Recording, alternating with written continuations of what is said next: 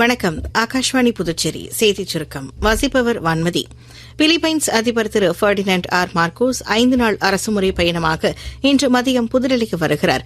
இந்த பயணத்தின்போது நாளை குடியரசுத் தலைவர் திருமதி திரௌபதி முர்மு, பிரதமர் திரு நரேந்திர மோடி ஆகியோரை சந்தித்து இருதரப்பு பேச்சுவார்த்தை நடத்தவுள்ளார். மூவர்ண கொடியை இல்லந்தோறும் பறக்க விடுவதன் மூலம் ஹர்கர் திரங்கா இயக்கத்தை வலுப்படுத்துமாறு நாட்டு மக்களை பிரதமர் திரு நரேந்திர மோடி கேட்டுக் கொண்டார். இல்லந்தோறும் தேசிய கொடி ஏற்றும் இயக்கம் வரும் 15ஆம் தேதி வரை நடைபெறவுள்ளதாக மத்திய தகவல் ஒலிபரப்பு அமைச்சகம் தெரிவித்துள்ளது. 2022ஆம் ஆண்டு தொடங்கிய இந்த இயக்கத்தில் 23 கோடி வீடுகளில் தேசிய கொடி ஏற்றப்பட்டதாகவும் 6 கோடி பேர் செல்ஃபி எடுத்து இணையதளத்தில் பதிவிட்டுள்ளதாகவும், மேலும் இந்த ஆண்டும் இந்த நடைமுறையை சிறப்பிக்க வேண்டுமாறு மத்திய அரசு கேட்டுக் கொண்டுள்ளது. புதுச்சேரி முதலமைச்சர் திரு ரங்கசாமியின் 75வது பிறந்தநாளை முன்னிட்டு பிரதமர் திரு நரேந்திர மோடி சமூக ஊடக பதிவில் வாழ்த்து தெரிவித்துள்ளார். அதில் அவர் புதுச்சேரிக்கு சிறந்த தலைமைத்துவத்தை வழங்கி மக்களின் விருப்பங்களை நிறைவேற்றி வரும் திரு ரங்கசாமி நீண்ட மற்றும் ஆரோக்கியமான வாழ்வை வாழ தாம் வாழ்த்துவதாக மேலும் பதிவிட்டுள்ளார்.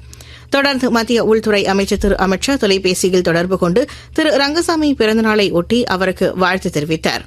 மத்திய இணையமைச்சர் டாக்டர் எல் முருகன் வெளியிட்டுள்ள பிறந்தநாள் வாழ்த்து செய்தியில் முதலமைச்சர் திரு ரங்கசாமி மிகுந்த ஆரோக்கியத்துடனும் மகிழ்வுடனும் மக்கள் நலப்பணிகளை தொடர்ந்திட தாம் இறைவனை பிரார்த்திப்பதாக பதிவிட்டுள்ளார். புதுச்சேரி துணைநிலை ஆளுநர் திரு கைலாஷ்நாதன் முதலமைச்சர் திரு ரங்கசாமியின் பிறந்தநாளை முன்னிட்டு நேரில் அவரது இல்லத்திற்கு சென்று வாழ்த்து தெரிவித்தார்.